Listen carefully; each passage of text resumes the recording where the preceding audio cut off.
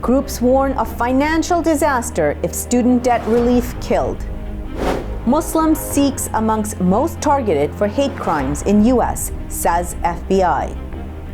Florida governor strips Walt Disney World of power. U.S. announces $444 million in new humanitarian assistance for Yemen. Bola Tinubu declared winner of Nigeria's presidential election. Israel demolishes Palestinian home in East Jerusalem. Justice for All issues a major report on the Nazification of India. And a special report on a recent Hindu parliament in India.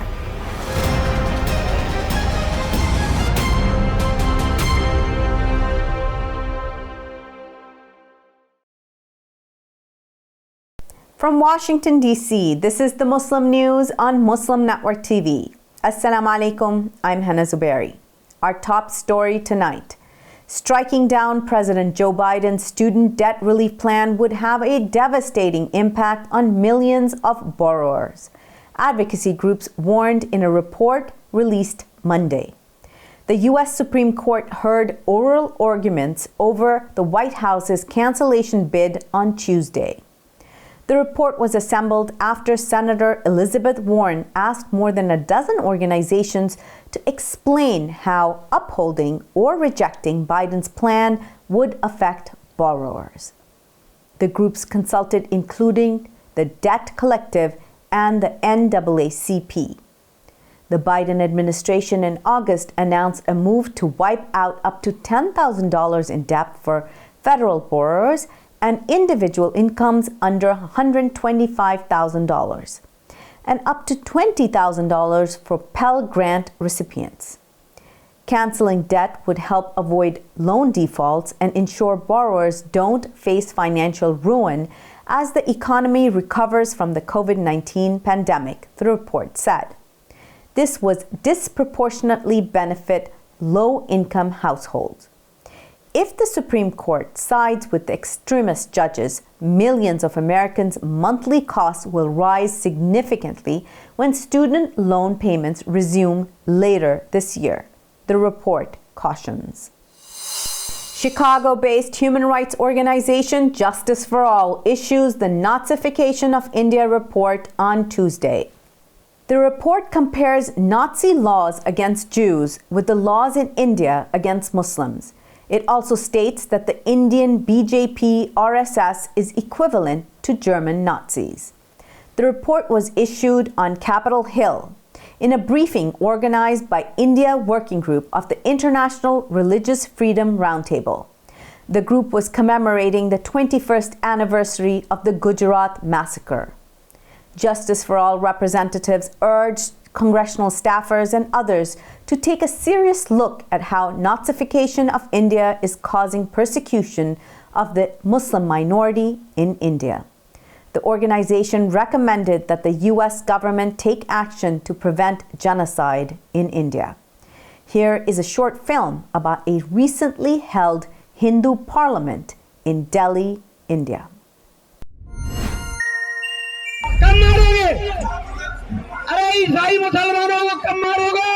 This religious man is talking about killing Muslims and Christians. But who is he? And why is he giving a call for the mass murder of religious minorities? This man is a Hindu priest, and he was addressing a Hindu parliament in New Delhi.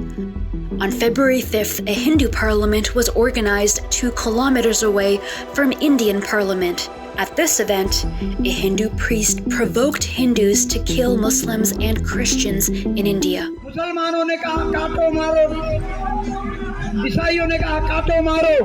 अरे भाई तुम कब काटोगे मारोगे? जब तुम सब मर जाओगे? कब मारोगे? अरे ईसाई मुसलमानों को कब मारोगे? अरे तुम्हारे पास क्या है जो मारोगे? इतनी सी चाकू है जो सब्जी काटते हो, वो चाकू से कुछ नहीं होने वाला। हथियार रखो, तलवार रखो, बंदूकें रखो। क्या क्यों? हमारे सभी देवताओं पे हथियार है, शस्त्र। एक में शस्त्र होना चाहिए हाथ में, दूसरे में शास्त्र होना चाहिए, शास्त्र शस्त्र का संतुलन बना के चलो। मार काट करनी पड़े तो काटो।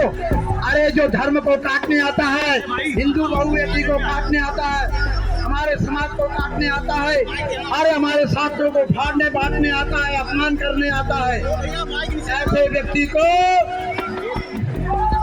राष्ट्रद्रोह की घोषणा करके बॉर्डर पे खड़ा करके गोली मार दो। हमारी बहू बेटी को जो ले जाता है उसको चौराहे पे गोली मारो, ईसाई हो चाहे मुसलमान हो। This priest claims that he'd murdered 80 people so far. 80 को काटा हूँ, 83 साल का हूँ, 83 मारे, 83 अभी जिंदा मेरी उम्र है। सदा कब कर लूंगा, तब मरूंगा, से पहले नहीं मरूंगा। और बोलो। This man is still free. He is free to announce the genocide of Muslims and Christians. No action will be taken against him because Narendra Modi's government protects such Hindutva extremists. The Delhi police did not stop this hate assembly, but they sent a legal notice to a media house for reporting such hate speech. Narendra Modi's Hindutva government has turned India into a flawed democracy. The former head of engineering for FTX pleaded guilty to 6 felony charges on Tuesday in Manhattan Federal Court in New York. FTX was a cryptocurrency exchange. It promoted the liquidity and transacting of coins and tokens. Nishad Singh pleaded guilty to wire fraud, conspiracy to commodities fraud, security fraud, money laundering, conspiracy to violate campaign finance laws, and defrauding the Federal Election Commission. Manhattan U.S. Attorney Damian Williams said that the guilty plea underscores the crimes at FTX were vast in scope and consequence. They corrupted politics with tens of millions of dollars in illegal straw campaign contributions, he said. The Securities and Exchange Commission also charged Singh for his role in a multi-year scheme to defraud equities investors in FTX. The Commodity Futures Trading Commission filed 2-count complaint charges against Singh: fraud by misappropriation and aiding and abetting fraud committed by Samuel Bankman-Fried, founder of FTX. Bankman-Fried faces 12 charges for the implosion of his cryptocurrency trade platform. The FTX former CEO has pleaded not guilty and was released in December on $250 million in bail. Florida Governor Ron DeSantis signed a bill Monday stripping Walt Disney World of its self-governing authority, which the theme park has had for more than half a century. DeSantis said that the corporate kingdom finally comes to an end. The Republican leader said it's bad policy to allow a corporation to control its own government, especially when its decisions impact an entire region. The legislation ends Disney's self-governing status and ensures it pays its debts and fair share of taxes, DeSantis said. The creation of the self-governing district was instrumental in Disney's decision to build in Lake Buena Vista near Orlando in the 1960s. The company initially told the state it planned to build a futuristic city that would include a transit system and urban planning innovations. But the city was never built, and the land instead was turned into a theme park that opened in 1982. The push to remove the special Disney district materialized last year after the company publicly opposed the Florida Parental Rights in Education Act. Known as the Don't Say Gay Act, it bars instructions on sexual orientation and gender identity in kindergarten through 3rd grade, and lessons deemed not age appropriate. The U.S. pledged $444 million in humanitarian aid for war and famine-ravaged Yemen Monday, while stressing much more is needed to help those in need. The announcement comes as the UN hosts a pledge conference in Geneva to appeal for over $4 billion from international community for Yemen. More than 2 million Yemeni children are facing deadly malnutrition. A budget shortfall has forced the UN to scale back or cut over half of its life-saving programs, including emergency food assistance, U.S. Secretary of State Antony Blinken said.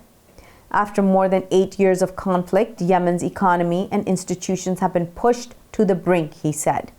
He added that families are unable to buy basic goods, provide for their children, or access health care. Yemen has been engulfed by violence and instability since 2014, when Iranian-aligned Houthi rebels captured much of the country, including the capital, Sana'a. More than 21 million people are in need of humanitarian assistance and protection, U.S. Secretary General Antonio Guterres said. Total U.S. aid for Yemen since the conflict began now stands at $5.4 billion. Wisal Safi, youth leader of the Muslim Youth Positive Impact, said she suspects some of her peers may be struggling silently. As a Muslim, Safi said, she knows growing up as Muslim is not very easy here. Her group held a mental health conference at the University of Denver Saturday to address the stigma of mental health in the Muslim community. Safi said, "We're here to break that stigma. Stigma isn't the only thing that can prevent youth from getting help. Costs also can be a huge barrier," she said. MYPI connects families and youth with culturally aware mental health experts and provides them with up to 6 free sessions. Dr. Kamle Shaban is the child and adolescent psychologist who spoke at the conference. She said today's youth have more pressure on them than ever before, leading to a mental health crisis in Colorado. Shaban said being depressed or anxious or asking for help is nothing to be ashamed of. The conference included breakout sessions for girls and boys, mothers and fathers, and a special guest speaker, basketball player and coach Mahmoud Abdurraouf. Muslim Sikhs top targets for hate crimes in the United States. Details coming up after the break. Stay tuned and we'll be right back.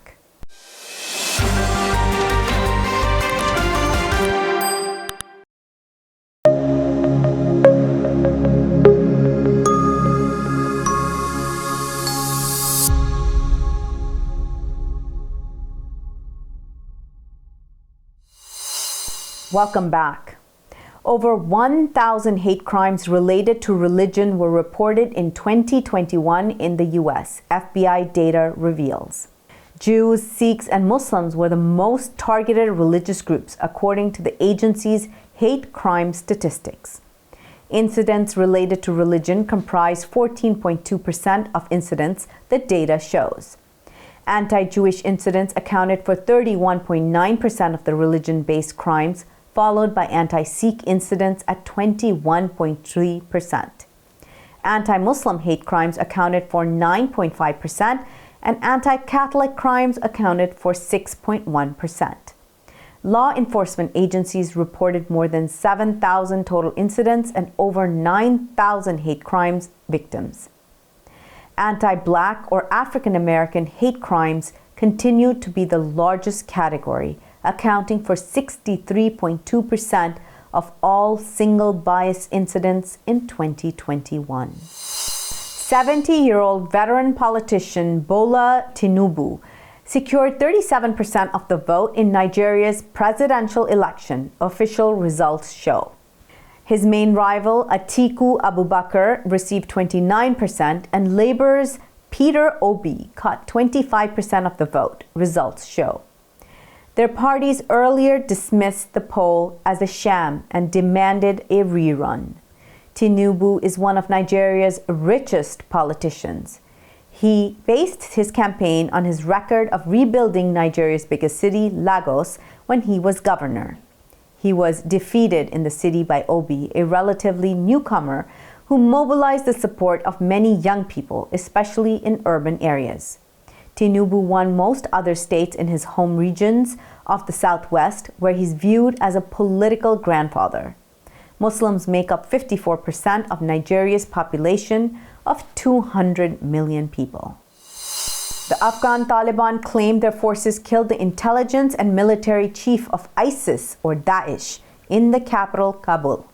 Taliban spokesman Zabihullah Mujahid said 2 Daesh militants, including Qari Fateh, were killed during an operation Monday night. Fateh is believed to be the mastermind behind attacks on diplomatic missions, mosques, and other targets in the country.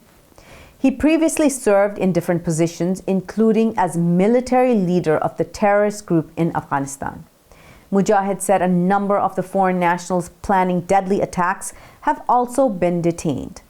Last December, Pakistan's Charge d'Affaires to Afghanistan, Ubaidur Rahman Nizamani, survived an attack on the country's embassy in Kabul, and his security guard was injured.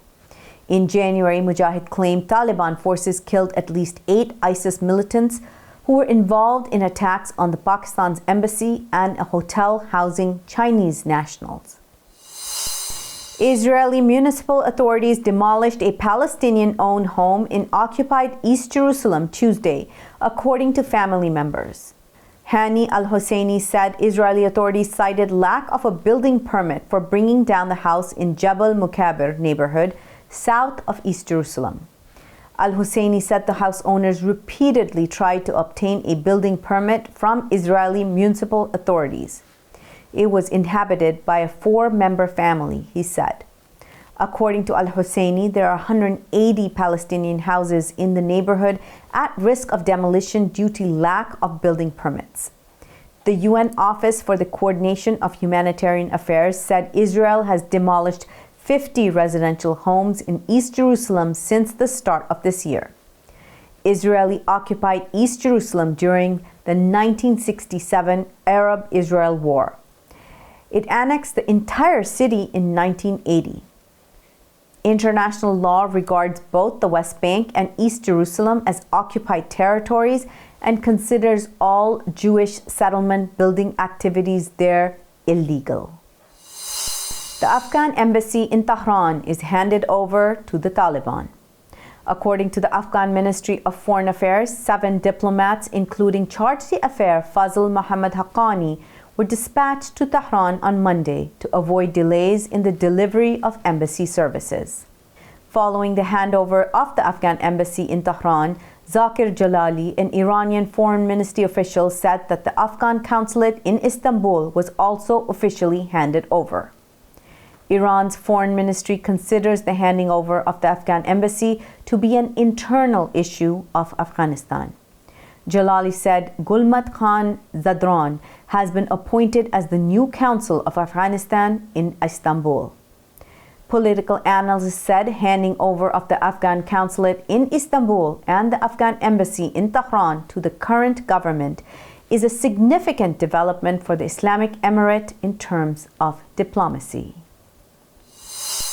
That's all from our Washington studios tonight. Thank you for tuning in. You can find previous episodes and more on our YouTube or Facebook. For more content, keep watching Muslim Network TV or visit muslimnetwork.tv. Assalamu alaikum and good night.